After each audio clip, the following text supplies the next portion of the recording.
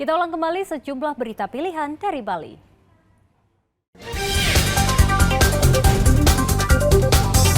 Seorang anak berusia 4 tahun ditemukan terlantar di pinggir jalan dengan kondisi luka parah.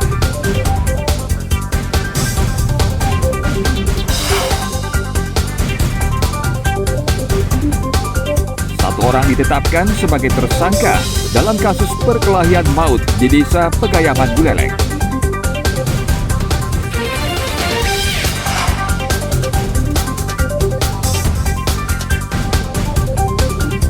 Sebuah kedai di Denpasar menjual nasi bungkus dengan aneka menu masakan Jepang.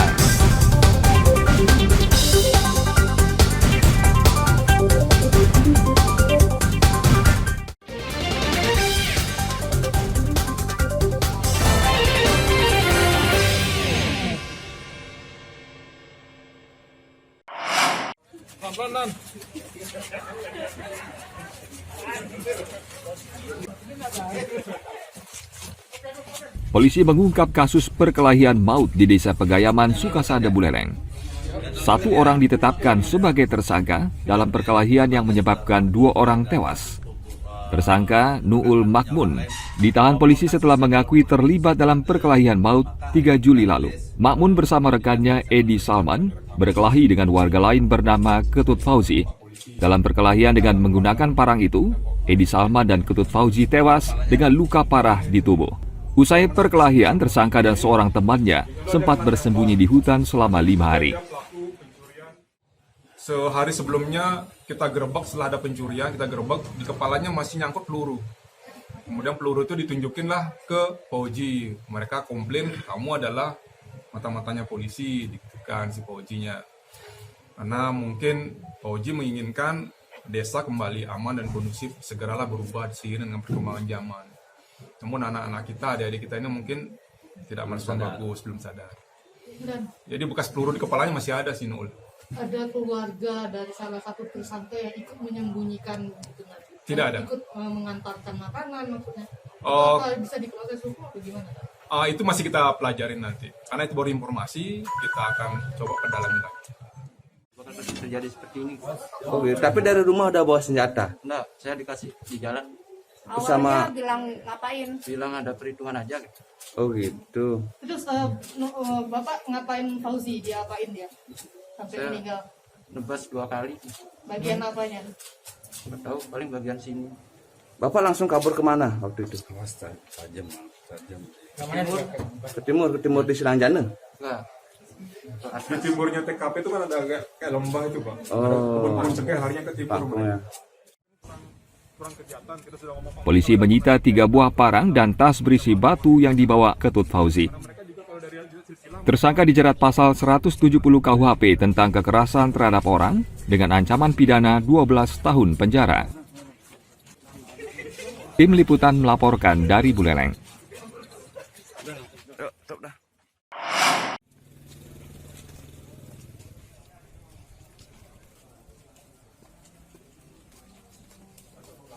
Polisi mengungkap kasus perampokan di kantor Balai Teknik Pantai di Desa Busi, Grogak, Buleleng.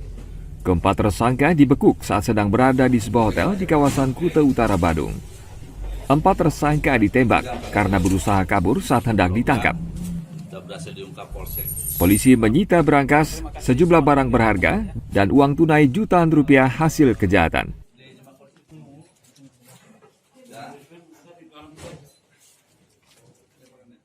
Diajak Ya. ya. Tapi kenapa mau?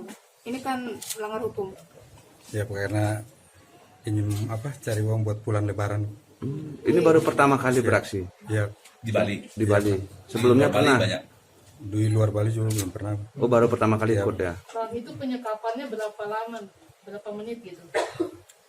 Kalau saya waktu penyergapan pertama saya disuruh jaga yang di pos depan itu sampai mereka keluar kerja itu kira-kira setengah jam.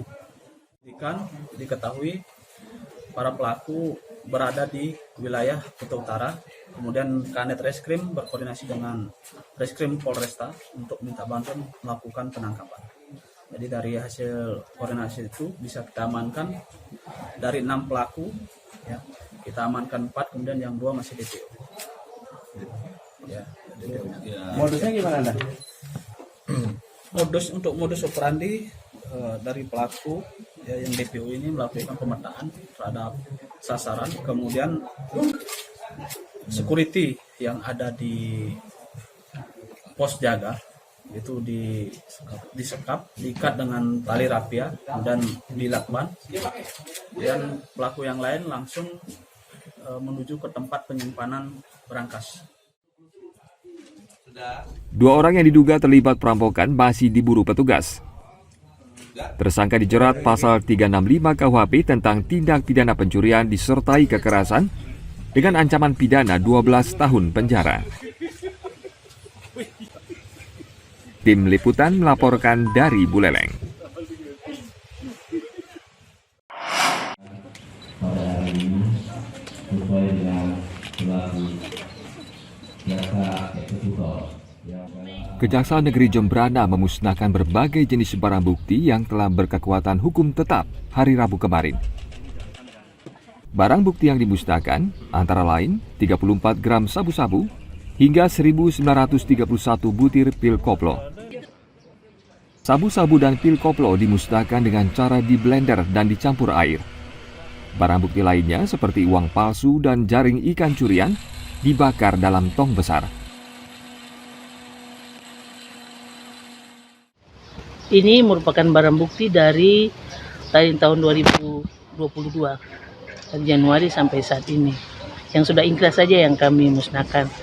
Sementara yang narkotika yang rekan-rekan wartawan sendiri tahu, sementara dalam proses sidang belum ingkrah, jadi belum bisa kami musnahkan. Nilainya berapa? Nilai tadi Pikoplo ada 1.931, narkotika kurang lebih 16 gram, psikotropika 16 gram, uang palsu pecahan 5.000 dengan pecahan 50.000. Ya tidak lebih dari 50 lembar tadi ya. Barang bukti yang dimusnahkan berasal dari berbagai kasus, mulai bulan Januari hingga Juli 2022. Pemusnahan ini bertujuan untuk mencegah penyalahgunaan barang bukti hasil kejahatan.